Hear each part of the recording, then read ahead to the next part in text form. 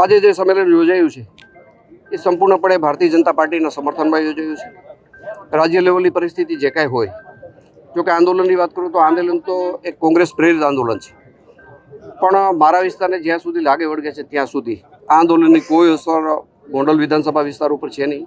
સમસ્ત સમાજ, રાજપૂત સમાજને લગતો દરેક સમાજ, પટેલ સમાજને લગતા સિવાયના અન્ય સમાજો પણ ભારતીય જનતા પાર્ટીના સમર્થનમાં જોડાયેલા છે અને આ વિસ્તારના ઉમેદવાર એટલે કે મનસુખભાઈ માંડવિયા લગભગ 1 લાખથી વધુ ગોંડલ વિસ્તારમાંથી લીડ મળશે એવું મારું માનવું છે। આ વિસ્તારમાં આંદોલનની કોઈ અસર નથી। ચાલી રહેલું જે આંદોલન છે એ મારી દ્રષ્ટિએ તો કોંગ્રેસ પ્રેરિત આંદોલન છે।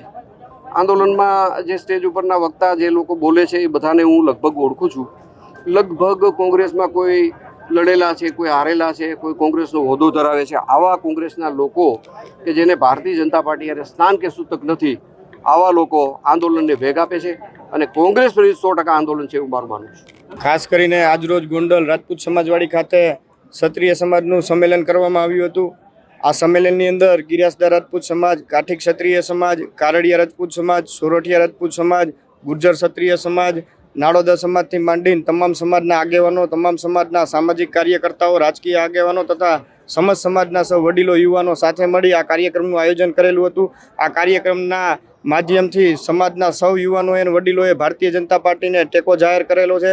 અમારા પોરબંદર લોકસભા મત વિસ્તારના ઉમેદવાર શ્રી મનસુખભાઈ માંડવિયા સાહેબને ટેકો જાહેર કરેલો છે અને અમને 100% સંપૂર્ણપણે વિશ્વાસ છે કે ભાઈ કોઈ પણ આંદોલન ગોંડલના ક્ષત્રિય હોય, ગોંડલ તાલુકાના ક્ષત્રિય હોય, રાજકોટ જિલ્લાની અંદર ગ્રામ્ય વિસ્તારના વસતા અમારા વિસ્તારમાં જે ક્ષત્રિય સમાજના ગામો છે એમાં કોઈ પણ એની ઇફેક્ટ નહીં આવે।